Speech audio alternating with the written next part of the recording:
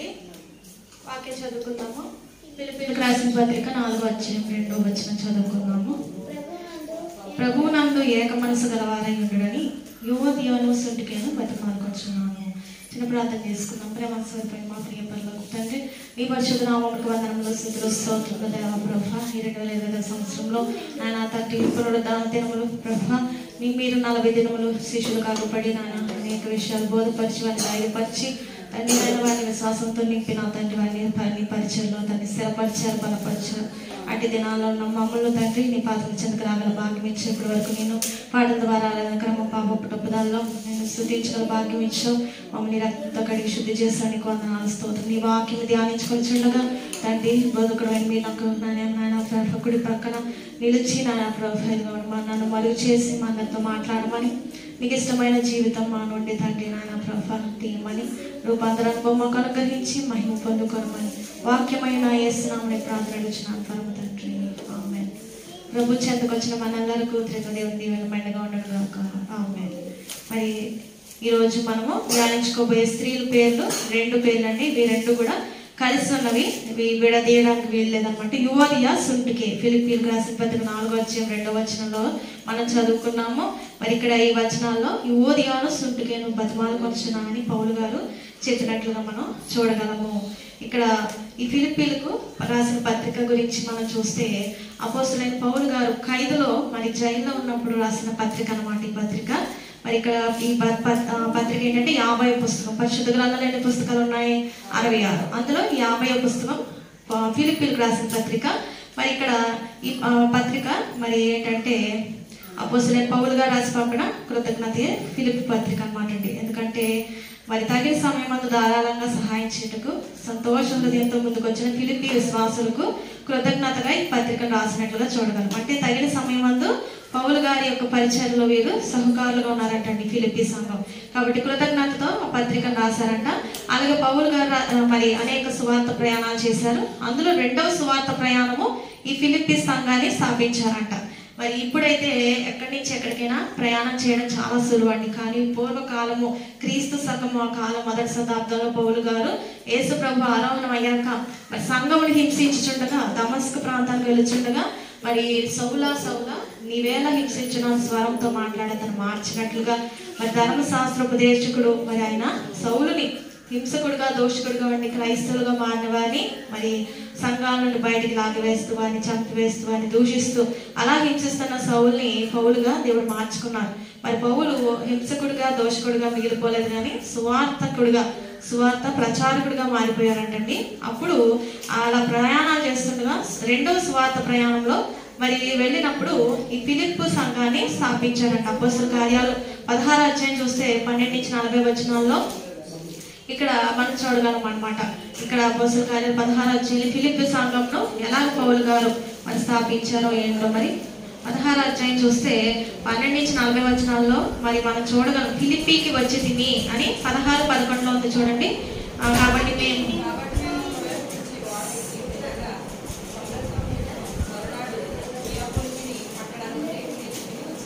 కాబట్టి ఫిలిప్పీకి వచ్చేది. అక్కడ మరి ఊదారంగు పొడిని అమ్ముతున్న తుయధార పట్టణస్థురాలు లూదియా ఈయన యొక్క పౌలు గారి మాటలు వినంట లక్ష్యం ఉంచి ఆమె రక్షణ పొందినట్లుగా ఫిలిప్పీ సంఘంలో మనం చూడగలము.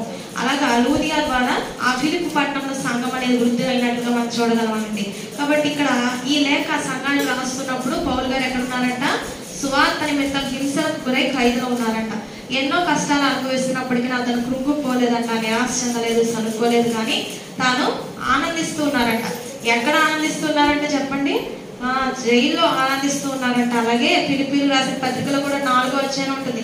ప్రభు నాకు మీరు ఎప్పుడు కూడా ఆనందించుడి, ఎల్లప్పుడూ ఆనందించుడి అని చెప్పేసి రాసినట్లుగా చూడగలం. కాబట్టి ఇక్కడ ఈ ఫిలిప్పీయులకు రాసిన పత్రిక ముఖ్యాంశం ఏంటంటే సువార్త ప్రచారం అని. ఎందుకంటే చూడండి ఫిలిప్పీయులకు 1:4 చూడండి.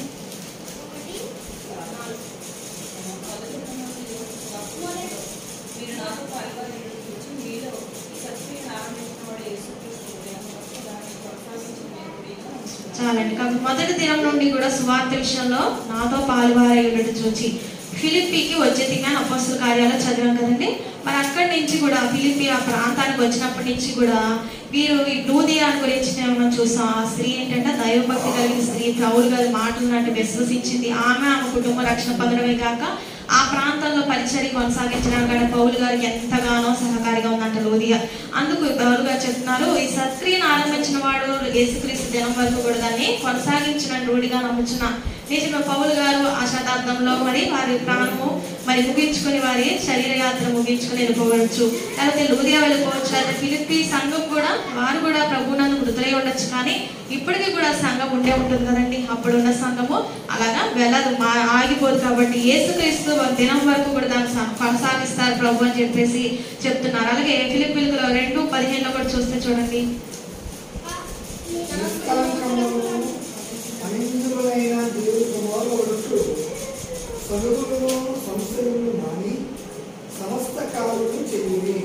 చూసారా 14 మూర్ఖమైన వక్ర జనం మధ్య నిరపరాధులుగా ఉండాలి, నిష్కలంకులుగా ఉండాలి, అనిత్యులుగా ఉండాలి. కాబట్టి సనుగులు సంశయములు మాని సమస్త కార్యములు చేయడని ఫిలిప్పీ సంఘాన్ని చెప్తున్నారు.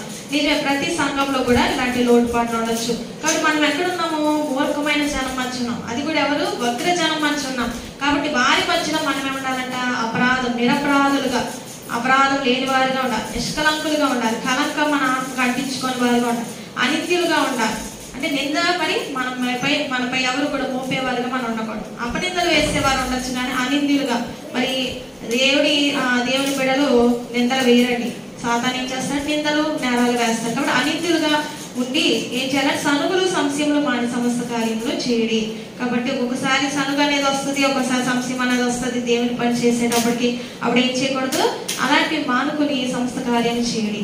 ఎందుకంటే మనకి మరి సహజంగా మనకి ఏంటంటే ఏముంటుంది చెప్పండి? సనుగు సంశయం ఉంటుంది.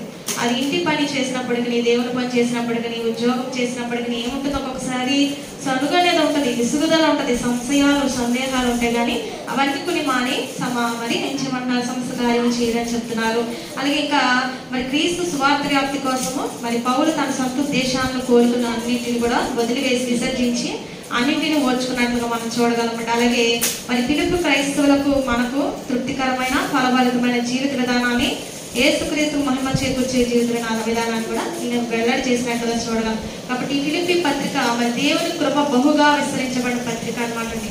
అందుకే ఈ ఫిలిప్పీ పత్రికలో మొదటి వచనంలో చూడండి, 2వ వచనంలో, మొదటి అధ్యాయం 2వ వచనం, మన తండ్రి యొక్క దేవుని నుండి ప్రభువు యేసుక్రీస్తు నుండి మీ కృపయు సమాధానం కలుగునుగాక అని ఆరంభించబడి చివరిలో ప్రభు అయిన యేసుక్రీస్తు కృప మీ ఆత్మతో ఉండునుగాక అని ముగించబడింది 4వ అధ్యాయం చివరి వచనం. కాబట్టి ఏంటంటే ఈ పత్రిక మనల్ని సువార్త వైపుగా, అంటే సువార్త అంటే ఏం చెప్పండి? కృప, దేవుని కృప. మన అయోగ్యమైనప్పటికీ కూడా, మనం అర్హులం కానప్పటికీ కూడా మనకు రక్షణ ఉంది అని చెప్పేది దేవుని రక్షణ సువార్త. కాబట్టి ఆ కృప గురించి, సువార్త గురించి నడిపించే పత్రిక. మరి ఆ సువార్తలో ఆనందాన్ని పౌలంట చవి చూసినట్లుగా, అలాగే ఈ ఫిలిప్పీ సంఘం కూడా సువార్తను సువార్తికుడైన పౌలు గారిని ప్రేమించారంట. మరి వీరిద్దరి మధ్య ఉన్న ప్రేమ ఒక నూతన శక్తిగా ఉండడం.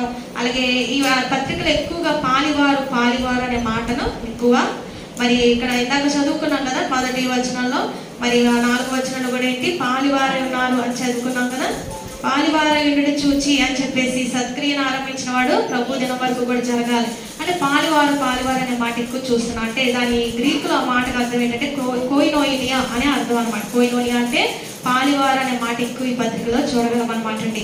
కాబట్టి ఈ మాటకు భాగస్వామ్యము, సహవాసం అని అర్థం. అంటే కోయినోనియా అంటే పాలివారిగా ఉండడం, దేవుని పనులు ఏం చేయాలంటే పాలివారిగా ఉండాలి, భాగస్వామ్యంగా ఉండాలి, అలాగే సహవాసం కలిగి ఉండాలన్నమాట. కాబట్టి ఫిలిప్పీ సంఘం ఏం చేసిందంట? భాగస్వామ్యాన్ని పాటించింది. కాబట్టి సేవకునికి మరి సంఘానికి విడదీయలేని అనుబంధం ఏర్పడినట్లుగా పౌలుకు సంఘానికి కూడా ఇచ్చిపుచ్చుకునే ధోరణి కూడా కలదు. ఇందాక చదువుకున్నాం కదా, ఈ ఫిలిప్పీ సంఘం ఏం చేసిందంట? పౌలు గారికి ఎంతగానో మరి సహకరించిన సంఘంగా ఉండాలి మీరు అని చెప్పేసి చెప్పింది కదా. అలాగా ఇచ్చిపుచ్చుకునే ధోరణి, అంటే పౌలు గారు సంఘం ఇచ్చేవారుగా, సంఘము పౌలు గారికి ఇచ్చే అటువంటి సంఘంగా మరి ఉన్నట్లు చూడగలం. పౌలు కూడా సువార్తను ప్రకటించి క్రీస్తులోనికి నడిపించిన తర్వాత రక్షించబడిన సంఘ విశ్వాసులు అతని సేవకు పరిచయం కావాల్సిన అవసరతను తీర్చారంట. మరి రోమా చెరసాలలో పౌలు గారు ఉన్నప్పుడు సువార్త కూడా ప్రకటించారు. అంటే దేవుని పని ఆగకుండా సంఘస్థులు ఏం చేశారంట, జరిగించినట్లుగా చూడగలం. పౌలు యొక్క పనిని వారు నెరవేర్చారు. కాబట్టి ఇది నేటి సంఘాలకు సేవకులకు సవాలుగా ఉన్నట్లుగా మనం చూడగలం. కాబట్టి ఇక్కడ మరి ఇక్కడ ఈ ఫిలిప్పీ సంఘంలో ఉన్న ఈ ఇద్దరు స్త్రీల గురించి మరి ఈ వాక్యం నేను ఫిబ్రవరిలో చెప్పాలి కానండి, ఆ నెలంతా మనకు ప్రాంతాలు ఉన్నాయి కదా, అందుకు అలాగా అసలు ధ్యానాల వల్ల అలాగా లేట్ అయ్యి మళ్ళీ ఈ నెలకు చెప్పడం అయింది. మరి ముందుగానే నేను అనుకున్న యువదియర్స్ ఇంటికి గురించి ధ్యానించుకోవాలి సంఘంలో అని. కాబట్టి ఇక్కడ మనం చూసినప్పుడు ఈ పత్రికలో మరి 4-2-3 వచనాలు మనం చూసాం కదా, చదువుకున్నాము. ఫిలిప్పీలకు రాసిన పత్రిక సమైక్యతను పాటించడం గురించి పౌలు గారు రాసినట్లుగా చూడగలం. మరి ఫిలిప్పీలకు రాసిన పత్రిక 4 అధ్యాయాలు ఉన్నాయి, కేవలం 4 అధ్యాయాలు. కానీ ఈ 4 అధ్యాయాలు ఎలా విభజించారంటే, మొదటి అధ్యాయము పరిస్థితుల వివరణ, అలాగే 2వ అధ్యాయంలో క్రీస్తు యొక్క హృదయం. ఇక్కడ 2వ అధ్యాయం చూస్తే ప్రతివాని నాలుక దేవుని స్తుతిస్తుంది, ప్రతివాని మోకాలు ప్రభు నామంలో మొంగుతుంది. ఇవన్నీ కూడా మరి దాసుల స్వరూపం ధరించుకున్న ప్రభు, ఇవన్నీ కూడా క్రీస్తు యొక్క హృదయమును. అలాగే 3వ అధ్యాయం చూస్తే క్రీస్తును కూర్చిన జ్ఞానమును గురించి ఉన్నది. 3వ అధ్యాయంలో కూడా మరి చూస్తే క్రీస్తును కూర్చిన జ్ఞానం, ధర్మశాస్త్రం నుంచి మరి ఎలాగా మనకి క్రొత్త నిబంధన మరి మనలోనికి మనం వచ్చామో అని చెప్పేసి ఇక్కడ 3వ అధ్యాయం ఏంటంటే క్రీస్తును కూర్చిన జ్ఞానం. అలాగే 4వ అధ్యాయం చూస్తే క్రీస్తు యొక్క సమాధానం గురించి చూడగలం. ఎందుకంటే మరి క్రీస్తుకు వచ్చిన జ్ఞానం మనకి ఎప్పుడైతే తెలుస్తుందో, మరి మొదట క్రీస్తు యొక్క హృదయం, 2వ అధ్యాయం అంటే క్రీస్తు ఎవరో, ఎక్కడి నుంచి వచ్చారో, ఆయన చేసిన పని ఏంటి, అలాగే 3వది కూడా ఆయనకు వచ్చిన జ్ఞానం, ధర్మశాస్త్రం వేరుగా మరి నీతిని. ఇక్కడ చూస్తే 3వ అధ్యాయం 9వ వచనంలో క్రీస్తును సంపాదించుకుని ధర్మశాస్త్రం మూలమైన నీతిని కాక క్రీస్తునందరి విశ్వాసం మూలమైన నీతి అనగా విశ్వాసం బట్టి దేవుడు అనుగ్రహించి నీతి గలవాడిని ఆయన అగపడి నిమిత్తమును. అంటే మన క్రియలను బట్టి కాదండి. ధర్మశాస్త్రం అనేది ఏం చెప్తుందంట, పాపం అంటే ఏంటో చెప్తుందంట. మనకి ఏదైనా టెస్ట్ చేయించుకుంటే ఏదో వ్యాధి ఏంటో తెలుస్తుంది, కానీ దానికి మందు తెలియజేయదు కదా. అలాగే ధర్మశాస్త్రం పాపం ఏంటో చెప్తుంది, కానీ దానికి ఒక సొల్యూషన్, పరిష్కారం చెప్తుంది. కానీ కృపాశాస్త్రం ఏంటంటే యేసుక్రీస్తు ప్రభు రక్తం ద్వారా మనకు విమోచన, విడుదల, స్వస్థత, నిత్య జీవము అని తెలియజేస్తుంది. కాబట్టి ఇది క్రీస్తుని కూర్చుని జ్ఞానం. ఎప్పుడైతే మనం క్రీస్తు యొక్క హృదయం తెలుసుకుని ఆయన గురించి జ్ఞానం పొందుకుంటామో, క్రీస్తు యేసు యొక్క సమాధానంతో సంఘం నింపబడాలి. 4వ అధ్యాయం క్రీస్తు యేసు యొక్క సమాధానం గురించి ప్రభు మరి పౌలు గారు ఇక్కడ మరి రాస్తున్నట్లుగా చూడగలం. ఎందుకంటే ఈయన పౌలు గారు చెప్తున్నారు, ఆయన చెరసాలలో ఉండి కూడా ఆయన 4వ అధ్యాయంలో 4వ వచనం చెప్తున్నారు, ఎల్లప్పుడూ ప్రభు నన్ను ఆనందించుడి, మరలా చెప్పుదును ఆనందించుడి, మీ సహనమును సకల జనులకు తెలియబడి ప్రభు సమీపంగా ఉన్నారు. చెరసాలలో ఉన్న పౌలు గారు దేన్ని బట్టి ఆనందించుంటారు చెప్పండి? ప్రభు యొక్క ఆదరణకర్త అయిన పరిశుద్ధాత్మ దేవుని ఆదరణ బట్టి ఆనందించి ఉంటారు. ఒకనాడు హింసకుడుగా, దూషకుడుగా, నరహంతకుడుగా క్రైస్తవులను హింసించి, బంధించి, వారిని దూషించి మరి వారిని చంపివేసేటువంటి సౌలుని అటువంటి మరి ధర్మశాస్త్రం నుంచి నిర్మించబడి మరి రక్షణ పొందిన ఈ సౌలు గారు సువార్థికుడిగా అయిపోయినప్పుడు అతనికి కూడా అదే హింస, అదే దోషణ, అదే చెరసాల ఖైదు, ఆఖరికి పౌలు కూడా మరి హతసాక్షిగా చనిపోయాడు. అపోస్తలుడైన పౌలు గారు, శిష్యులైన 12 మంది అందరూ కూడా హతసాక్షులే. మరి దేవునికి సాక్ష్యం నిమిత్తం వారు చంపివేయబడ్డారు అనమాట అండి. పౌలు గారు కూడా అలాగే మరి మార్టైర్ చేయబడ్డారంట, హతసాక్షిగా చంపివేయబడ్డారు అనమాట. కాబట్టి ఇక్కడ చెరసాలలో ఉండి ప్రభు మరి పౌలు గారు చెప్తున్నారు, ఆనందించమని చెప్తున్నారు. ఎందుకంటే ఆయన చెరసాలలో ఉన్నప్పటికీ పరిశుద్ధాత్మందరూ ఆనందంగా ఉన్నారు. కానీ మరి చెరసాలలో లేనటువంటి సంఘస్థులైన వారికి ఏముందంట, అసమాధానం ఉన్నదంట. అది కూడా ఇద్దరు స్త్రీలు, అది కూడా ఎవరు వారు, ప్రభు మరి పౌలు గారు సువార్త పనిలో మరి చక్కగా వాడబడిన వారే. కాబట్టి పౌలు గారు చెప్తున్నారు, మిమ్మల్ని బతిమాలు పంచున్నానని చెప్తున్నారు అనమాట. అంటే ఏంటంటే మరి మీరు అన్ని చక్కగా ఉన్నారు, కానీ ఒక కొద్దు ఉన్నది ఏంటంటే అసమాధానం ఉన్నది.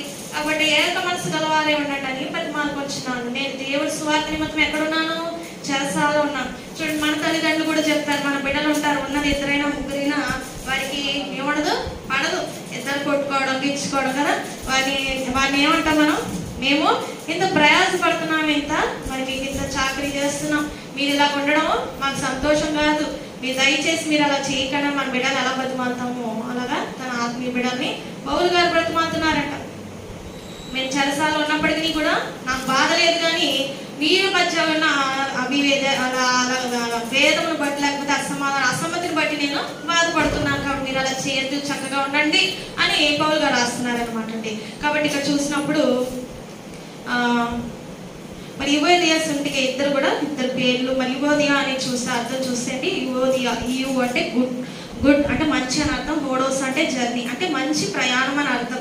అలాగే వేరే ఏంటంటే prosperous journey, good journey or prosperous journey అంటే సమృద్ధి అన్న చక్కని ప్రయాణము అని అర్థము. అలాగే స్వీట్ ఫ్రాగ్రెన్స్ అని అర్థం ఉందన్నమాట, అంటే తీయనైన చక్కని మధురమైన సువాసన, ప్లెజెంట్ సెంట్ అనమాట. సెంట్ తెలుసు కదా మనకి, పెర్ఫ్యూమ్ ఎలాగ వాడతామో అలాగా చక్కని సమాధానకరమైన మరి సుగంధ ద్రవ్యమైన వాటిగా. చూడండి సెంట్లు చాలా ఉంటాయి, పెర్ఫ్యూమ్లు డియోలు కొన్ని, ఆ వాసన చూస్తే మనకి హెడేక్ కూడా వస్తుంది. అలా కాదంట, ప్లెజెంట్ సెంట్ అంటే చాలా చక్కని సమాధానకరమైన మరి ఆ సుగంధ ద్రవ్యం అన్నట్లుగా యువోదియా అంటే అర్థం అని. అలాగే సుంటికే అర్థం ఏంటంటే గ్రీక్ లో ఫార్చునేట్ ఆర్ వైట్ షేడ్ అంటే అదృష్టం లేకపోతే అదృష్టం అనే అర్థమై ఉన్నది. చక్కని పేర్లు వీరిద్దరు కలిగి ఉన్నారు.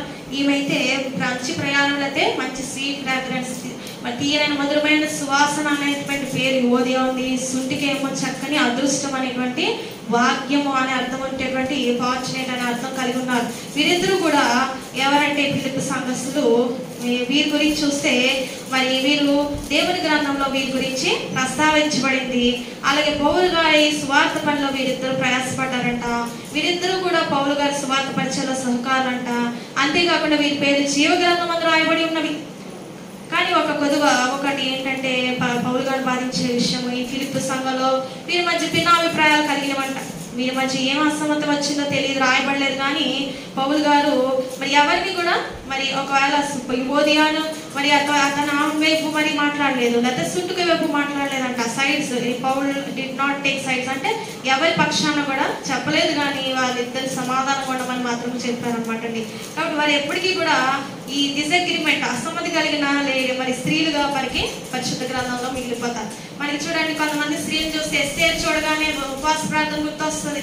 అలాగే హన్నాను చూస్తే గర్భఫలాన్ని పొందుకున్న స్త్రీగా చూస్తాం. అననీయ సప్పిరాన్ని చూస్తే వారు పరిశుద్ధాత్మను మోసపుచ్చి మరి చనిపోయినట్లుగా చూస్తాం. అలా ఒక్కొక్కరిని చూస్తే ఒక్కొక్కరు గుర్తొస్తారు. అలాగే యువోదియా సుంటికేని చూస్తే ఏం గుర్తొస్తుందంట, వీరు విభేదం కలిగిన స్త్రీలుగా మరి పరిశుద్ధ గ్రంథంలో రాయబడి ఉన్న తర్వాత వీరు సమాధాన పడ్డారు, అది మనకు రాయబడలేదు. కాబట్టి మొదటిదే మనం చూస్తాం కదా. అలాగే ఇంకా పరిశుద్ధ గ్రంథంలో విశ్వాసుల ఐక్యత క్రీస్తులో అని చెప్పేసుకుని వచనాన్ని చదువుకుందాం అండి. రోమిలకు రాసిన పత్రిక 12:5.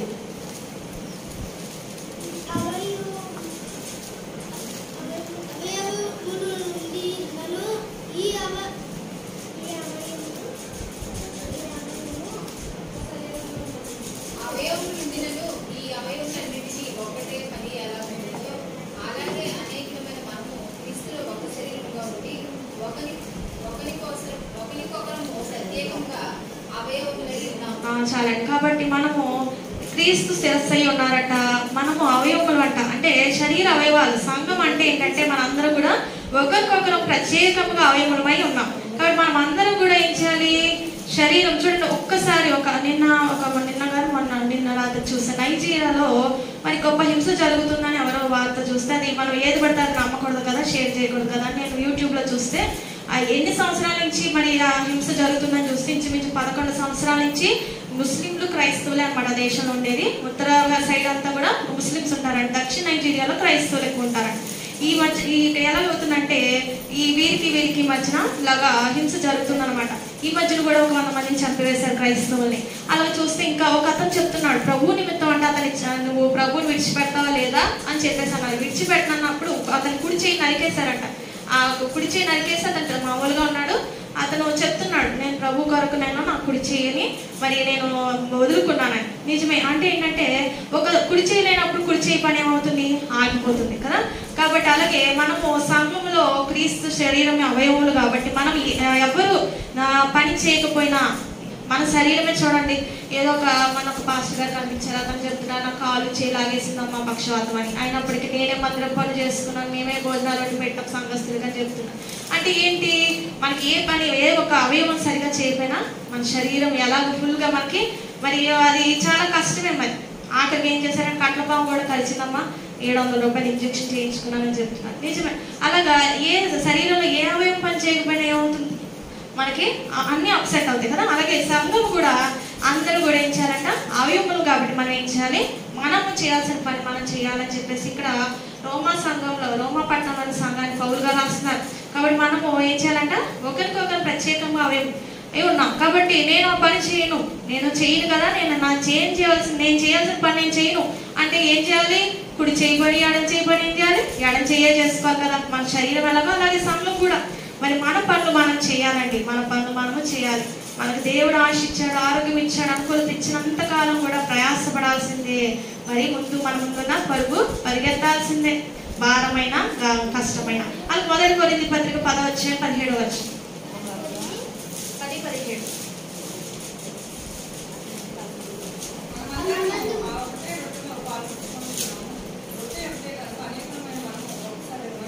చాలండి. మన సంఘమే కాదండి, సార్వత్రిక క్రైస్తవ సంఘం చూస్తే అందరూ కూడా ఒక రొట్టెలో పాలు పంచుకుంటున్నామంట. ఏ రొట్టె? క్రీస్తు ప్రభు వారి శరీరం అనే రొట్టె ఒకటే. కనుక అనేకమైన మనం ఒక శరీరమై ఉన్నాం. కాబట్టి క్రైస్తవులు అందరూ ఎవరు చెప్పండి? మనం అందరం కూడా దేవుని శరీరమై ఉన్నాము. కాబట్టి అలాగే గలతీయులకు రాసిన పత్రిక 3:8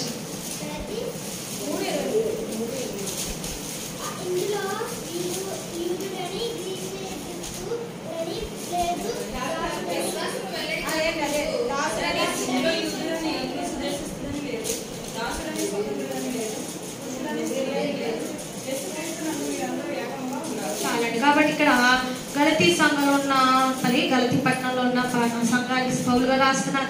మరి ఇందులో యూదుడు అని లేదు, గ్రీసు దేశస్థుడు అని లేదు, అంటే ఈ దేశం అని ఆ దేశం అని లేదు, దాసుడు అని లేదు, స్వతంత్రుడు అని లేదు, పురుషుడు అని లేదు, స్త్రీ అని లేదు, అంటే బాస్ అని లేదు, మరి సర్వెంట్ అని లేదు, లేకపోతే లేడీస్ అని లేదు, జెంట్స్ అని లేదు. యేసుక్రీస్తు అందరూ మీరందరూ కూడా ఏకంగా ఉన్నారు అని చెప్తున్నారు. మనం అందరూ కూడా యేసుక్రీస్తు నందు ఒకటే అని చెప్తున్నాం. అలాగే ఏకత్వం గురించి సలహాలు చూస్తే 1 కొరింథీ 10:12 చూడండి. 10:12.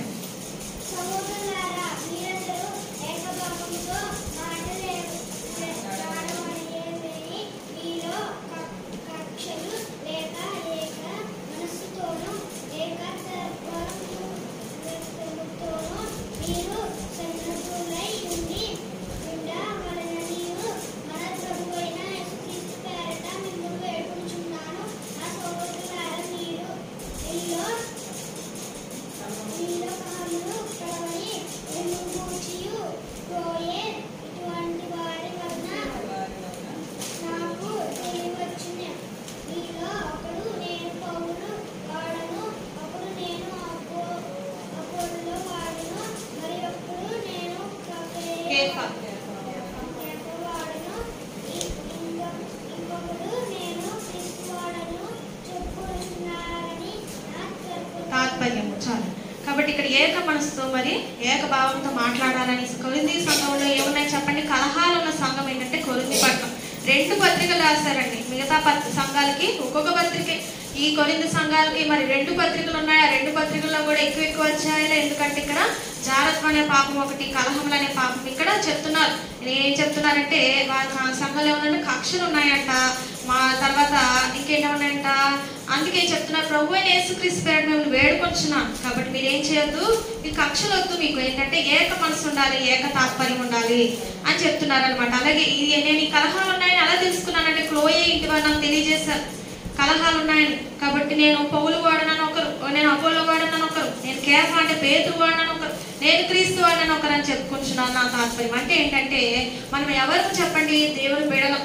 మరి దేవుని సంఘంలో మరి సార్వత్రిక సంఘంలో దేవుడు అని కొందరు అపోస్తులుగా అని, కొందరు బోధకులుగా అని, కొందరు ప్రవక్తలుగా అని, కొందరు సంఘ కాపరులుగా అని, కొందరు సువార్థికులుగా అని 5 మినిస్ట్రీ అంటారు. 5 మినిస్ట్రీలు, 5 పరిచయాలు యేసు ప్రభు వారు ఒకరే చేశారు. కానీ దేవుని సేవకులు కానీ విశ్వాసులు కానీ దేవుని సేవా పరిచయం చేసేవారు ఏదో 1, 2, 3, 4 చేస్తారంటండి. 5 కూడా ప్రపంచంలో ఎవరైనా చేశారంటే అది ఇదివరకే చెప్పుకున్న యేసు ప్రభు ఒకటే 5 మినిస్ట్రీ 5 పరిచయాలు చేశారంట. కాబట్టి ఇక్కడ నేను ఫలానా వాడిని లేకపోతే ఫలానా వాళ్ళని అని చెప్పేసి అనుకునే స్థితి లేదనమాట. అలా మనం అనుకోకూడదు. మనం దేవుని వారము అని చెప్పేసి అనుకోవాలి. కాబట్టి ఇలా తగలాడుకుంటున్నారు అనమాట. వీళ్ళేంటంటే నేను ఫలానా వాడిని, నేను కేఫా వాడిని కాబట్టి కేఫా గారు చెప్పినట్టుగా మేము నడుచుకుంటాం, నేను పౌలు వాడిని అంటే పౌలు గారు చెప్పినట్టుగా మేము నడుచుకుంటాను. ఇలా వారి భేదాభిప్రాయాలు, కక్షలు, ఒక ఏక మనసు లేదు, ఏక తాత్పర్యం లేదనమాట. ఒకే సంఘము ఇన్ని రకాల ఉండకూడదు అని చెప్పేసి చెప్తున్నారు. పౌలు గారు వేడుకొంచున్నానని చెప్తున్నారు, బతిమాల్చున్నానని చెప్తున్నారు. అలాగే 2 కొరింథీ 13:11 11. ఉండి సంపూర్ణులై ఉండి ఆదరణ కలిగించుడి ఏక మనసు గల వారై ఉండి సమాధానంగా ఉండి ప్రేమ సమాధానంలో కట్టేది దేవుడు మీకు తోడే. చాలండి. కాబట్టి ఇక్కడ మళ్ళా కొరింథీ సంఘం 2వ పత్రికలో చివరిలో చెప్తున్నారు, మరలా మీరు సంతోషించండి, సంపూర్ణులుగా ఉండండి, మీరు చక్కగా సంపూర్ణంగా ఎదగండి, దేవునిలో సంపూర్ణంగా ఎదగండి. అలాగే ఏక మనసు కలవ ఆదరణ కలిగి ఉండండి, ఏక మనసుతో ఉండండి, సమాధానంగా ఉండండి, ప్రేమ సమాధానం కట్టే దేవుడు మీకు తోడైనను. కాబట్టి ఏక మనసు ఒకే మాట. చూడండి, ఒక ఫ్యామిలీస్ లో మనం ఉంటాం, మరి భార్య భర్త కానీ బిడ్డలు కానీ అందరూ ఒక మాట మీద వెళ్ళకపోతే ఎలా ఉంటుంది చెప్పండి? అనగాన ధ్వనాన వాడి చుట్టుపక్కల వారికి. నిజమే, మరి మన కుటుంబాల్లో ఐక్యత లేదు, సంఘాల్లో ఐక్యత లేదు, దుష్టుడు అలా చేస్తాడు. కాబట్టి అలాగే ఎఫెసీయులకు రాసిన పత్రిక 4:2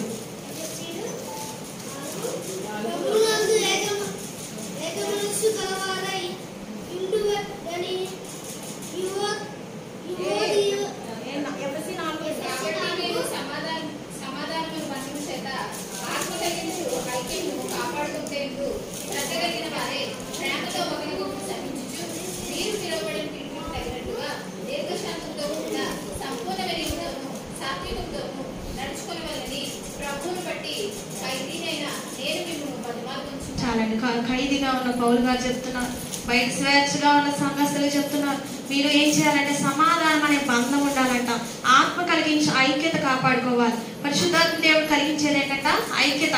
దుష్టుడు కలిగించేది ఏంటి చెప్పండి? విభజన. మొదటిగానే లూసిఫర్ అనే ప్రధాన దూత అంట, వాడిని దేవుడు ఎప్పుడైతే మరి ఆ పాతాల్లో గింటి వేసేటప్పుడు వాడి తోకతో అంటే ఆకాశ మండలంలో ఉన్న దూతల్ని, పరలోక దూతలు వాడి తోకతో లాగివేసాడంటే, వాళ్ళే ఇప్పుడు ఆకాశంలో దురాత్మ సమూహం. ఎవరంటే పడిపోయిన ఫాలెన్ ఏంజల్స్ అన్నమాట. దురాత్మలు ఎవరంటే పడిపోయిన దేవదూతలు. అతనితో పాటు కొంతమందిని తయారు చేసుకున్నాడు. అతని అవమానాన్ని లూసిఫర్ తయారు చేసుకున్నాడు. దేవుడికి నాకు సమానమే, మేమేమో తేడా లేదు, మా మధ్య వ్యత్యాసం లేదని ముందుగానే అతని అభిమానులు తయారు చేసుకున్నాడు. కాబట్టి అతని తోకతో లాగానే వాళ్ళందరూ వచ్చి పడిపోయారంటే ఆకాశం మరి పాతాళంలోకి. వీరందరూ కూడా ఏం చేస్తున్నారంటే ఆకాశ మండలంలో మరి దురాత్మల సమూహంగా ఉంటున్నారనమాట. కాబట్టి ఇక్కడ ఏంటంటే పరిశుద్ధాత్మ దేవుడు ఏం చేస్తారు? సమాధానాన్ని ఇస్తారంట, మరి ఆ ఐక్యతను ఇస్తారంట. కాబట్టి దాన్ని కాపాడుకోవాలంట. మనం ఏం చేయాలి? కాపాడుకోవాలంట. కుటుంబం ఉంటుంది, లేకపోతే ఒక్కడి కుటుంబం ఉంటుంది, లేకపోతే సంఘం ఉంటుంది, లేకపోతే మనం ఉద్యోగం చేసే కంపెనీ ఉంటుంది, ఎక్కడైనా ఆర్గనైజేషన్ ఉంటుంది, ఎక్కడైనా సరే సమస్యలు ఉంటారు. ఎందుకంటే మనుషులు వేరు వేరుగా ఉంటారు, వారి యాటిట్యూడ్, వే ఆఫ్ థింకింగ్ వేరుగా ఉంటుంది, ఆలోచన విధానం వేరుగా ఉంటుంది. కానీ ఐక్యతను కాపాడుకోవాలి. ఎందుకంటే దేవుడు మనకి ఇచ్చేది ఐక్యత. మరి అప్పవారు ఏం చేస్తారంట? విభేదాలు సృష్టించేవాడే ఉన్నాడు. కాబట్టి ఐక్యతను కాపాడుకుంటే ఎంతో శ్రద్ధ కలిగిన వారై. శ్రద్ధ చూపించాలంటండి. ఒక్కోసారి ఐక్యత అనేది లేకపోతే మనం నిర్లక్ష్యం చేస్తే అంటే చిలికి చిలికి గాలివాన అవుతుందంట. అది చిన్న సమస్య కదా అనుకుంటారు. కుటుంబం అవ్వచ్చండి, తల్లి మరి తండ్రి కొడుకుల సమస్య అవ్వచ్చు, తల్లి కూతురు సమస్య అవ్వచ్చు, అయితే అక్క చెల్లెలు అన్నదమ్ములు ఏదైనా సరే మనము ఏం చేయాలంట? ఆ చిన్నగా ఉన్నప్పుడే వాటిని సరి చేయకపోతే అంట పెద్దగా అవుతాయి. కాబట్టి ఏం చేయాలంటే శ్రద్ధ కలిగిన వారై శ్రద్ధ చూపించాలండి. దాని మీద కూడా మన హెల్త్ మీద ఎలా శ్రద్ధ చూపిస్తాం అలా శ్రద్ధ కలిగిన వారై అంటే ఏం చేయాలంటే ఐక్యం కాపాడుకుంటలో కూడా శ్రద్ధ చూపించాలి. లేకపోతే దుష్టుడు వాడి కార్యం వాడు చేస్తాడు పక్క నుండి. కాబట్టి వాడు ఏం చేస్తాడంటే వాడు చీలికలు తెచ్చేవాడు ఉన్నాడు, మరి దూరం ఒక్కొక్కరిని విభజించేవాడు, దూరపరిచేవాడుగా ఉన్నాడు. కాబట్టి ప్రేమతో ఒకరినొకరు సహించాలంట. పిలువబడిన పిలువ తగినట్లుగా దీర్ఘశాంతంతో కూడిన సంపూర్ణ వినయంతో. మరి ఇన్ని సూచనలు ఎందుకు చెప్తున్నారంటే మరి సంఘం అంటే ఎవరికి ఇష్టం ఉండదు అంటే అప్పవారికి, దుష్టుడికి ఇష్టం ఉండదు, వాడికి ఇష్టం ఉండదు. వాడు అసలు ఆరాధనకి ఎవరు వెళ్ళకూడదు, వారు వెళ్ళినా కలిసి ఉండకూడదు, కలిసిన వారిని ఏమి స్తుతించకూడదు, వాక్యం వినకూడదు, ఆచరించకూడదు. వాడి యొక్క ప్లాన్లు స్ట్రాటజీలు వేరుగా ఉంటాయి అన్నమాట. కాబట్టి ఏం చేయాలంటే ఇన్ని సూచనలు చెప్తున్నారు. మీరు ఏం చేయాలి? సంపూర్ణమైన ఉండాలంట, సాత్విక ఉండాలంట. అలాగ ఉండండి అని నేను బ్రతిమాలకు వచ్చినాను. దీర్ఘశాంతం ఉండండి, సహింపు కలిగి ఉండాలి, ప్రేమ కలిగి ఉండాలి. అన్ని ఉన్న ప్రేమ లేకపోతే వ్యర్థం అనమాట. వ్యర్థం అని చెప్పేసి రాశారు కదా పౌలు గారు కొరింథీ పత్రికలో. కాబట్టి ఏది చేసినా ప్రేమతో చేయాలంటే, కాబట్టి మనం ఎక్కువ పరిశుద్ధాత్మతో నింపబడాలి, ఆయన దేవుని యొక్క ప్రేమతో నింపబడాలన్నమాట. మనము ఏ పని చేసినా దేవుని స్తుతిస్తూ చేయాలంట. ఏం పని చేసినా మరి దేవుని ప్రేమ కలిగి చేయాలంటే, దేవుని ప్రేమ కలిగి ఆలోచించాలి. మనం ఆలోచించిన, నిర్ణయాలు తీసుకున్న, పరిచయం చేసిన, ఉద్యోగం చేసిన, ప్రయాణం చేసిన ఎల్లప్పుడూ దేవుని సహాయం సన్నిధి కోరుకుని దేవుడు మనకు మరి ఎలా ఆలోచిస్తారు? యేసు ప్రభు వారి పరిస్థితిలో ఉంటే ఎలా ఆలోచిస్తారు? కాబట్టి నేను అలాగే ఆలోచించాను. ఆయన ఆయన ఎలాగ నిర్ణయం తీసుకుంటారు, నేను అలాగే నిర్ణయం తీసుకోవాలి. అదే సారూప్యత. ఆదాము వాళ్ళని మొదటిగా దేవుడు అలాగే సృజించారంట. కానీ ఈ దుష్టుడు వచ్చి మొదట్లో మధ్యలో అబద్ధాలు చెప్పి ఇది నిజమా అది నిజమా అని చెప్పేసి వారి మనసు చెడగొట్టాడంటండి. కాబట్టి మరి శ్రద్ధ కలిగిన వారు అలాగే ఫిలిప్పీయులకు రాసిన పత్రిక 1వ అధ్యాయము 27 వచ్చిన నేను వచ్చి మిమ్మల్ని చూసినాను రాకపోయినాను, మీరు ఏ విషయంలోనూ ఎదిరించుకోవడానికి బెదరక అందరూ ఒక్క భావంతో సువార్త విశ్వాస పక్షమును పోరాడుచు ఏక మనసు గలవారై ఇచ్చి ఉన్నారని నేను మీకు వినులాగున మీరు క్రీస్తు సువార్తకు తగినట్లుగా ప్రవర్తించు. అట్లు మీరు బెదరకుండా వారికి నాశనము మీరు రక్షణము కలుగునట్లు చూచినే ఉన్నది. ఇది దేవుని వలన కలుగునది. చాలండి. కాబట్టి ఇక్కడ అందరూ ఒక భావంతో ఉండాలని ఫిలిప్పీ సంఘాలకి రాస్తున్నారనమాట పౌలు గారు. ఏంటంటే ఇక్కడ నేను వచ్చి మిమ్మల్ని చూసినా రాకపోయినా మీరు ఏ విషయంలో కూడా ఎదిరించే వాళ్ళు బెదరద్దు. ఎందుకంటే మరి ఆ రోజుల్లో చెప్పాను కదా, ప్రయాణాలు అనేవి చాలా కష్టం అండి. సముద్ర ప్రయాణాలు చేసి ఆయా ప్రాంతాలకు వెళ్ళేవారు. ఇప్పుడైతే ఫ్లైట్స్ మరి ఎక్కడికైనా ఎగిరి వెళ్ళొచ్చు అన్నట్లుగా దైవం రాసినట్లుగా మరి ఫ్లైట్లో వెళ్తున్నారు. కానీ ఆనాడు జర్నీస్ ప్రయాణాలు చాలా కష్టం అనమాట. కాబట్టి నేను వచ్చి చూసినా చూడకపోయినా రాకపోయినా సరే మీరు మిమ్మల్ని ఎవరైనా బెదిరిస్తే వారు ఎదిరించినా బెదరద్దు. అందరూ కూడా ఒక్క భావంతో ఉండండి, సువార్త పక్షాన పోరాడండి, ఏక మనసుతో నిలిచి ఉండండి. అలాగే క్రీస్తు సువార్త తగినట్లు ప్రవర్తించండి మరి సంఘస్థులకు మరి హెచ్చరికగా చెప్తున్నట్లు చూడండి. అలాగే 1 పేతురు 3:8 కూడా పేతురు గారు కూడా రాస్తున్నారు చూడండి. తుదకు మీరందరూ ఏకమనస్కులై ఒకరి సుఖ దుఃఖముల యందు ఒకరు పాల్పడి సహోదర ప్రేమ గల వారును కరుణా చిత్తులను వినయ మనస్కులై ఉండి. చాలండి. కాబట్టి ఇక్కడ పేతురు గారు కూడా రాస్తున్నారు, ఏక మనస్కులై ఉండండి అని చెప్తున్నారు. సుఖ దుఃఖం యందు ఒకరి సుఖ దుఃఖముల యందు ఒకరు పాల్పడి సహోదర ప్రేమ కలిగి ఉండాలి, కరుణా చిత్తులుగా వినయ మనస్కులుగా ఉండాలి. కాబట్టి అందుకే 9వ వచనం ఆశీర్వాదం వాంఛనవడం మీరు పిలువబడతారు కనుక కీడుకు ప్రతి కీడు వద్దు, దూషణకు ప్రతి దూషణ చేయక దీవించుడి. నిజమే, మరి మనకి ఎవరైనా కీడు చేస్తే దూషణ చేస్తే వెంటనే దూషిస్తాం. సాతాను శోధించగానే మనం ఏం చేస్తాం, మనం దూషణ చేయొచ్చు. కానీ వాళ్ళు ఏం చేయాలంట, దూషించకుండా దీవించమని చెప్పాలంట. కీడుకు ప్రతి కీడు చేయొద్దు, దేవుడికి విడిచిపెడితే పగ తీర్చు పాపనంట, దేవుడే మరి కలవ చేసుకుంటారు. కాబట్టి ఇక్కడ ఏంటంటే ఉంది, ఏక మనస్కులై ఉండమని చెప్తున్నారు. ఒకరి సుఖ దుఃఖములందు ఒకరు పాలుపడి సహోదర ప్రేమ కలిగి ఉండాలి. మరి దేవుని సంఘము, దేవుని శరీరమైన మనము, మన సంఘమే కాదు, సారథి క్రైస్తవ సంఘం అంతా కూడా చూస్తే ఏం చేయాలంటే క్రైస్తవులందరూ కూడా మరి ఏక మనస్కులుగా ఉండాలంట, సహోదర ప్రేమ కలిగిన వారిగా ఉండాలంటండి, కరుణా చిత్తులుగా వినయ మనస్కులుగా ఉండాలి. కానీ నిజమే, మరి ఇన్ని దేవుడు చెప్తున్నారు, ఇన్ని రాస్తున్నారు. ఈ మధ్యకాలంలో ఒక మరి పాస్టర్ గారి విషయంలో జరిగింది కదా, ఒక అతని విషయంలో. మరి అతని విషయంలో ఆఖరికి తోటి మరి సేవకులే కొంతమంది లేదు అది హత్య కాదు అని చెప్తున్నారు. వాళ్ళు మిగతా సేవకులు తింటున్నారు, వీరు గొర్రె చర్మాలు కప్పుకున్న తోడేళ్ళు, వీరు అసలు సేవకులు కాదు, విశ్వాసులు కాదు, మీరు అందరిని వెలివేయండి వీరు అని చెప్తున్నారు. చూస్తున్నారు, తోటి సేవకులే, విశ్వాసులు అవ్వచ్చు, సేవకులు అవ్వచ్చు.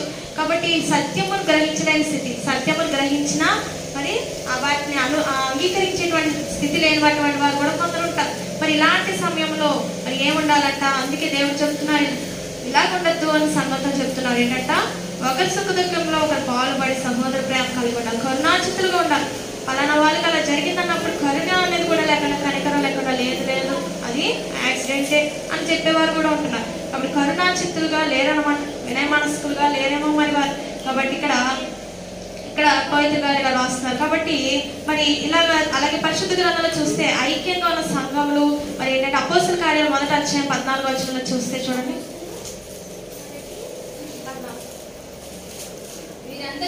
వీరితో కూడా కొందరు స్త్రీలను యేసు తల్లి అయిన మరియయు ఆయన సహోదరులను ఏక మనసుతో ఎడతెగక ప్రార్థన చేస్తుంది. చాలండి. కాబట్టి ఇక్కడ ఏక మనసుతో పరిశుద్ధాత్మ గురించి కనిపెట్టండి, అప్పుడే మీరు మరి బయటకు వెళ్ళండి అని చెప్పేసి దేవుడు యేసు ప్రభువు చెప్పిన మాట ఇక్కడ మీరు విని ఏం చేశారంటే వీళ్ళు మేడ గదిలోకి వెళ్ళిపోయారు. యేసు ప్రభువు ఆరోహణమైన వెంటనే వేరే దేవాలయానికి వెళ్ళి స్తుతించి వారు పట్టణంలో ప్రవేశించడం 13వ వచనంలో తాము బస చేయించుకున్న మేడ గదిలోనికి ఎక్కిపోయి ఎవరనగా అంటే శిష్యులు ఉన్నారు, మరియమ్మ ఉన్నారు, ఇతర స్త్రీలు ఉన్నారు. కాబట్టి వీరందరూ కూడా 120 మంది, ఇంచుమించు 120 మంది మరి ఏక మనసు ఎడతెగక ప్రార్థన చేయించుండి. మనం అనుకుంటాం యేసు ప్రభువు వారు మొదటగా 12 మంది శిష్యులు పిలుచుకున్నారు, ఇస్కరియోతు యోధా తప్పిపోయి చనిపోయాడు. మత్తి అనే వ్యక్తిని చేర్చారు 12 మందితో పాటు. ఈ 12 మంది అలాగా మరి మొదటగా చూస్తే 1200 మంది 12 శిష్యులు 70 మంది అయ్యారంట, 70 మంది 500 అయ్యారంట. కానీ చివరికి మేడగద అనుభవం పరిశుద్ధాత్మ అనుభవంలోకి వచ్చేవారంతా 120 మంది. కాబట్టి దేవుని మరి లెక్కలు వేరండి, మన అనుకునేది వేరు. కాబట్టి ఏది మరి అలాగే అందుకే ఏక మనసుతో ప్రార్థన చేసినప్పుడు వారు ఏం చేశారు? పరిశుద్ధాత్మను పొందుకున్నారంట. అలాగే 2వ అధ్యాయము 1వ వచనంలో కూడా చూస్తే అపొస్తలుల కార్యాలు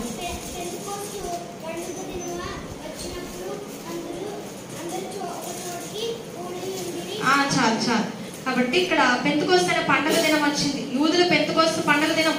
మరి పెంటెకోస్టల్ అంటే పెంటగాన్ అంటాం కదా మ్యాథ్స్ లో 5 అనమాట. పెంటెకోస్ట్ అంటే 50వ దినం, వారంలో పండుగ కదా. 7 వారాలు 7 ఏళ్ళు 49 అయ్యాక 50వ రోజున ఏమంటారు? పెంతెకోస్తు అనే పండుగ యూదుల పండుగ. ఆ పండుగలో వీళ్ళందరూ యూదులు కాబట్టి వీళ్ళు ఏం చేశారు? ఒక చోట కూడి ఉంటుంది అని చెప్పేసి చూస్తాం. అదే పెంతెకోస్తు పండుగ నాడు పరిశుద్ధాత్మ దేవుడు దిగి వచ్చి మొదటి సంఘమును స్థాపించారు 120 మందితో అండి. కాబట్టి ఇక్కడ ఒక చోట కూడి ఉండేది. కాబట్టి మనము ఏం చేయాలంట? ఒక చోట కూడి ఉండడం అనేది ఐక్యతకు ఆధారం. అలాగే 4వ అధ్యాయం 32 అపొస్తలుల కార్యాలు 32. విశ్వసించిన వారందరూ ఏక హృదయమును ఏకాత్మయు కలవారై ఉండిరి. ఎవడును తనకు కలిగిన వాటిలో ఏది తనదని అనుకోలేదు. వారికి కలిగినదంతయు వారికి సమిష్టిగా ఉండేది. చాలా ఇక్కడ ఆదిమ సంఘం మరి అంత్యోకయ సంఘము ఎలాగా వృద్ధి చెందిందంటే ప్రార్థన, తర్వాత బోధ, రొట్టె విరిచిన, సహవాసం, ఈ 4 మరి స్తంభముల మీద మొదటి సంఘం అంత్యోకయ సంఘం యాంటియోక్ మరి చర్చ్ అనేది కట్టబడిందంట. ఆ సంఘం అని దేవాలయం కట్టడం వేరు, సంఘం కట్టడం వేరు. దేవాలయం మనం ఏదో నిర్మాణం కట్టచ్చు, కానీ సంఘం అనేది ఎవరు చేస్తారు? దేవుడు కట్టాలి, దేవుడు కడతారు. అలాగా అంత్యోకయ సంఘం ఈ 4 విషయాల మీద మరి నిలవబడి ఆ సంఘం అనేది చక్కగా స్థిరపడిందంటండి. కాబట్టి విశ్వసించిన వారందరూ ఏక హృదయం కలిగి ఉన్నారు, ఏకాత్మను కలిగి ఉన్నారు. నిజమే. ఏక హృదయము అంటే హృదయం మరి తలంపులు ఇవన్నిటిని ఎక్కడి నుంచి వస్తాయి? హృదయం నుంచే. కాబట్టి ఏక హృదయం, ఏక దృష్టి అనమాట. ఏక హృదయం కలిగినప్పుడు అంట వేరే మాట అనేది లేదు, ఒకటే మాట. ఏకాత్మే గలవారై ఉండేది. కాబట్టి ఏకాత్మ, ఒకటే ఆత్మ, పరిశుద్ధాత్మ దేవుడు వారిని నడుపుతున్నారు అనమాట అండి. అలాగా వాళ్ళందరూ విశ్వసించిన వారందరూ అలా ఉన్నట్లుగా, అలాగే తమ కలిగింది కూడా ఏది తమదని అనుకోలేదు. కాబట్టి సమిష్టిగా వాళ్ళు ఉంచుకుని వారు చక్కగా ఇచ్చి పుచ్చుకోవడం అనమాట. అది అట్టి సహవాసం, ప్రేమ కలిగి ఉన్నారనమాట అండి. అలాగే ఇంకొకటి అపొస్తలుల కార్యాలు అదే 5:12. ప్రజల మధ్య అనేకమైన సూచక క్రియలను మహత్కార్యములను అపొస్తలుల చేత చేయబడుచుండెను. మరియు వారందరూ ఏక మనస్కులై సొలొమోను మంటపంలో ఉండేది. చాలండి. కాబట్టి ఇక్కడ వీరందరూ కూడా అనేకమైన సూచక్రియలు, మహత్కార్యాలు అపొస్తలులు చేస్తున్నప్పుడు వారందరూ కూడా ఏక మనస్కులై సొలొమోను మంటపంలో ఉండి ఏక మనసుతో ఉన్నారంట. వీరందరూ కూడా ఉన్నట్లుగా చూడడం. అలాగే కొలస్సీలకు 2:2.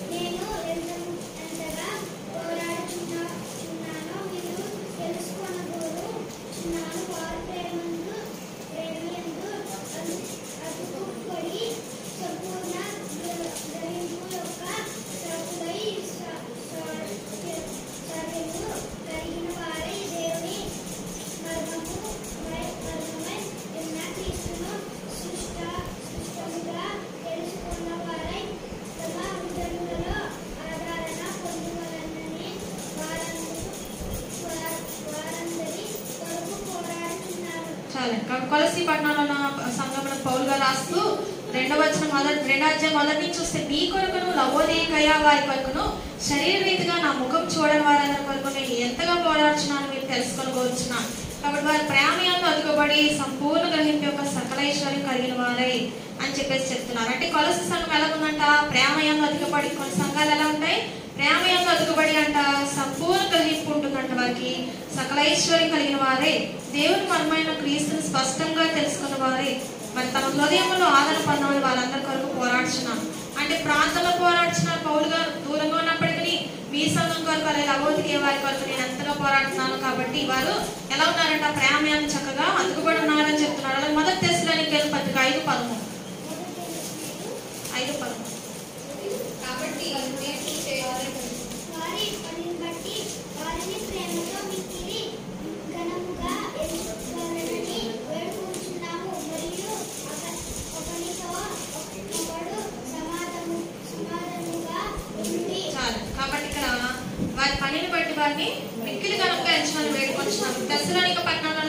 తిరిగి పౌలు గారు రాస్తున్నారు ఏంటంటే ప్రభునందు మీకు పైవాలని మీకు బుద్ధి చెప్పి వారు మనన చేయండి, అలాగే వారి పనిని బట్టి కూడా వారికి ఘనంగా ఎంచాలి, అలాగే ఒకరితో ఒకరు సమాధానంగా నుండి అని చెప్తున్నారు. ఇక్కడ దశరాని సంఘానికి ఈ ఐక్యత గురించిన విషయాలు పౌలు గారు రాస్తున్నారు. కాబట్టి ఎప్పుడు కూడా ఐక్యమత్యమే మహాబలం అని లోకంలో సామెతలు కదండి. మరి ఐకమత్యంగా ఉండాలి మహాబలం. ఎప్పుడైతే సహవాసం విడిచిపోతే అంట చెడిపోతాం దరిద్రంలో ఒక సూక్తి రాస్తారు. అలాగే మండుచున్న కట్టె ఆ కట్టెలలోంచి ఒకటి తీసి పక్కన పెడితే కొంతసేపటికి చల్లారిపోతున్నట్టండి. ఎప్పుడైతే మనము సంఘంలోనికి వస్తామో, ఎప్పుడైతే మనము సహవాసంలో ఉంటామో అప్పుడు మనము ఏంటంటే చల్లారిపోం. ఒకరిని మరి పురి కొలుపుకుంటారు, ఒకరిని వెలిగించుకుంటారు, ఒకరిని ఆదరించుకుంటారు. అలాగా ఒకరొకరు. అదే మనం ఇంట్లోనే ఉన్నాం అనుకోండి, నాకే ఇంత రోగం రావాలా, నాకే ఇంత కొలత రావాలా, నాకే ఇంత సమస్య రావాలా, అయ్యో నాకు వచ్చిన కష్టం యేసు ప్రభు కూడా పడలేదు అని అనుకుంటాం. కానీ ఎప్పుడైతే మనం ఎప్పుడైతే సహవాసంలోకి సంఘంలోకి వస్తామో, మనం అందరినీ చూస్తామో, మన సంఘాన్ని చూస్తామో, సారథిక సంఘాన్ని చూస్తామో, జరుగుతున్న పరిస్థితులు ఏంటో చూస్తామో. కాబట్టి నాకు కొన్ని శ్రమ చాలా చిన్నదే. ప్రభు పొందిన శ్రమలు ఇప్పుడు సంఘం సారథిక సంఘం పొందుతున్న శ్రమలు ఎంతో గొప్ప అని చెప్పేసి మనం ఏం చేస్తామండి, మనము ఏం చేస్తాయి ఆదరణ పొందుతాం అన్నమాట. కాబట్టి ఇక్కడ ఐక్యత గురించిన ఆధారాలు మనం చూస్తున్నాం. కాబట్టి యువోనియా సంస్థ గురించి పరిశుద్ధ గ్రంథంలో రాయబడింది. అది చాలా గొప్పదైన విషయం. మరి వారు చక్కగా ఏర్పాటు చేసేవారట. వారి పేరు కూడా రాయబడింది. కాబట్టి చిన్న పొదువు ఉన్నది ఆ విషయంలో వారి సంఘం ఇష్టపడకూడదు. కాబట్టి పౌరుగా రాస్తున్నారు, మిమ్మల్ని ప్రతిపాదించినారు, ఎందుకంటే మీరు సమాధానంగా ఉన్నారు, ఏక మనసుతో మీరు గొడవపడద్దు అన్నట్లుగా. ఎందుకంటే మన మధ్యన ఒకసారి ఒక లైవ్ చూస్తున్నాను అనమాట. సమిస్త్రి అనుకుంటా, ఆవిడ చాలా జగడవాడేస్తున్నామండి చాలా మందితో. అక్కడ చాలా గుంపుగా ఉన్నారు. చాలా చూస్తున్నా లైవ్ అక్కడ మన కెమెరా రన్ అవుతుంది, అయినా సరే ఆపట్లేదు అనమాట. ఎవరి గొడవలో వాళ్ళంట నిజమే. అది అలాంటివి చూస్తే దేవుడికి చెడ్డ పేరు, దేవుడి కృష్ణుడికి చెడ్డ పేరు, దేవుడి సంఘములకు చెడ్డ పేరు. కాబట్టి అందరూ దేవుని ఎదుట, కళ్ళకు దూతలు ఎదుట, పరిశుద్ధుల ఎదుట దేవునికి అవమానం కలిగించుకోవాలి. ఆయన గాయాలు మనం వేపకూడదు. మరి మనం ఏం చేస్తాం, మన నోటికి అడ్డు అనుకోండదు, ఇష్టానుసారంగా మాట్లాడతాం, దేవుడిని బాధపడతా ఉంటాం. కాబట్టి నోటికి కదంగా బెస్ట్ మాట్లాడతాం. మరి ఇక్కడ చూసినప్పుడు ఇక్కడ కొన్ని విషయాలు మనం ఈ విషయంలో చూద్దాం. మొదటిగా మీరు ఇద్దరు అన్న లోకం నుండి పాపం నుండి వేరు చేయబడాలండి, సంఘంలో చేర్చబడ్డాం. కాబట్టి ఈ లోకం నుండి పాపం నుండి మనకు వేరు చేయబడ్డామా, దేవుడి సంఘంలో చేర్చబడ్డామా. మనము సంఘానికి వస్తుంటే మనము చేర్చబడినట్లు లెక్క కాదు. ఎప్పుడైతే నీటి బాప్తిజం పొందుకుంటామో అప్పుడు మన పేరు జీవితంలో రాయబడతాయి. కాబట్టి మనం ఏం చేయాలి, మొదటి పని నీటి బాప్తిజం పొంది దేవుడిని వెంబడించినప్పుడు జీవగ్రంథాలు పరలోకంలో జీవగ్రంథంలో రాయబడతాయి. కాబట్టి మీరు చేసిన పని మరి దేవుడు నాకు నీటి బాప్తిజం పొందుతున్నారు, సంఘం యొక్క లెక్కలో చేర్చబడ్డారు, పరలోకం యొక్క జీవగ్రంథ లెక్కలో కూడా చేర్చబడ్డారు. కాబట్టి ఈ విషయంలో ఒకవేళ ఇద్దరు కూడా నేను ప్రార్థన చేస్తున్నాను, లేకపోతే దేవుడి విషయంలో సరిగ్గా అవుతున్నాను అని అనుకోవడం కాదు. కానీ నమ్మిన వారికి రక్షణ నీటి బాప్తిజం పొందుకోవాలని. ఎందుకంటే మరి ఎప్పుడు మన పోకరు ఎప్పుడైనా మనకు తెలియదు కాబట్టి. కాబట్టి ఇక్కడ చూస్తే మొదటిగా మీరు చేసుకుని సంఘంలో చేర్చబడ్డారు.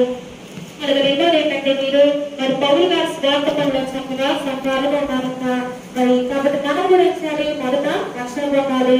అలాగే రెండవది సంఘంలో చేర్చబడ్డాక దేవుని పనిలో వాడబడాలి. మూడోది ఏంటంటే మీరు అనేక సంపాదిస్తున్నారంట, సంఘానికి దూరంగా ఉన్నారంట. కాబట్టి మనం ఏం చేయాలి, అలాగే అనేక దేవుని కొరకు సంపాదించాలి, మనం కూడా అలాగా ఉండాలి. అలాగే ఒక కొరత పని ఉన్నది ఏంటంటే ఏక మనసు లేస్తుంది. కాబట్టి జీవగలంలో పేరు రాయబడిన మీరు ఏం చేయకూడదు, దేవుని పిల్లలు మీరు ఏక మనసు కలిగి ఉండాలన్నమాట. కాబట్టి ఏక మనసు కలిగి ఉండమని మన దేవుడు పౌలు గారు బ్రతమాల్చున్నారన్నమాట. కాబట్టి మనం కూడా దేవుడు బ్రతమాలేదు ఇదే. సంఘం ఏం చేయాలంట, ఐక్యత కలిగి ఉండాలి, సంఘము సమాధానం కలిగి ఉండాలి. ఐక్యత ఏంటంటే సమాధానం ఐక్యత కలిగి జీవించాలి, సర్దుబాటు చేసుకోవాలి. ఎందుకంటే చూడండి మన కుటుంబంలో అందరూ ఒకేలా ఉంటారు. మంచివారు ఉంటారు, చెడ్డవారు ఉంటారు. మంచివారిని చెడ్డవారు బాధపడతారు. అయినప్పటికీ విడిపోవడం ద్వారా అనేక విధంగా లోపల. అలాగే సంఘం కూడా సంఘంలో కూడా సర్దుబాటు చేసుకోవాలి. కాబట్టి అనేక వ్యక్తులు ఉంటారు, అనేక వ్యక్తిత్వాలు ఉంటాయి. కాబట్టి సర్దుబాటు చేసుకుని జీవించుకుని సమాధానం కలిగి జీవించవలసిన వారమే ఉన్నాం. కాబట్టి మీరు అంతా కూడా ఉంటారు. నువ్వెంత అంటే విడిపోవడమే. అలా కాదు, అక్క చెల్లెలు కానీ అన్నదమ్ములు కానీ తల్లి కొడుకులు కానీ తల్లి కూతురు కానీ ఎప్పుడు కూడా బంధాన్ని ఎవరి చేయకూడదు, మనము విడనాడకూడదు, కలిసి ఉండాలి. కాబట్టి ఇక్కడ మీరు మొదటిగా మీరు చక్కగా స్త్రీలు మీరు ఇంటి పని చేసుకుంటూ దేవుడు తెలుసుకుని దేవుడు పని చేస్తూ భర్తని చక్కగా చూసుకుని బిడ్డలు చక్కగా చూసుకుంటూ దేవుడు పని చేస్తున్నారు. మీరు చక్కని పేరు బైబిల్ గ్రంథంలో పేరుగా రాయబడిన ఎంత ధన్యత చెప్పండి పరిశుద్ధ గ్రంథంలో. కాబట్టి ఈ పరిశుద్ధ గ్రంథంలో మీరు పేరు రాయబడినాయి. కాబట్టి వీటిని ఎలాగైతే ప్రభు మనం సరి చేసుకున్నారో మనం కూడా సరి చేసుకోవాలి. ఎందుకంటే నిండుకున్న మేము నిండుగలరు సగం పెడతాం. కాబట్టి ముందు మనల్ని మనం నిండుకున్న రాస్తారు. కాబట్టి మనం మనం నిండుకోవాలి, మన కుటుంబాన్ని నిండుకోవాలి, సంఘాలు కూడా నిండుకోవాలి. అటువంటి నీళ్ళ దాని తప్పులు మనం రక్షణ ప్రార్థన చేసుకుంటాం. ప్రేమ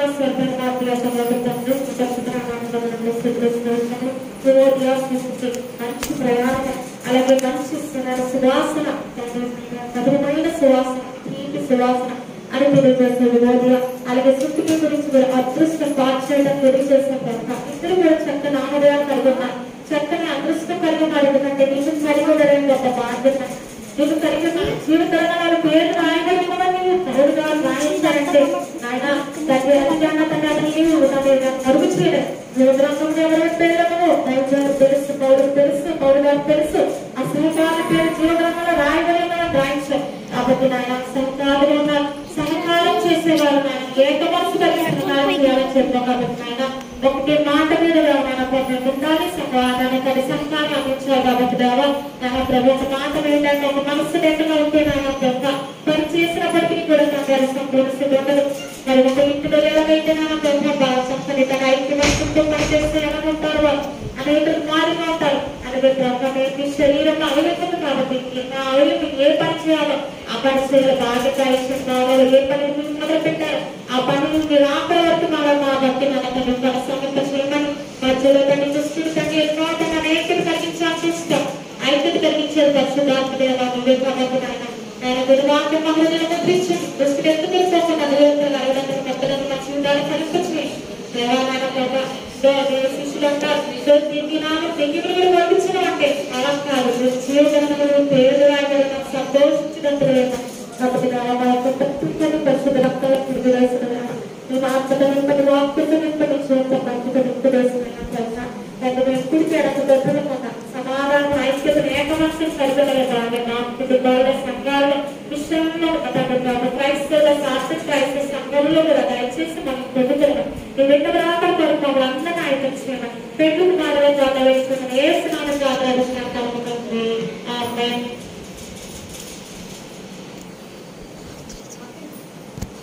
అందరికి మాట్లాడండి జరుగుతాం.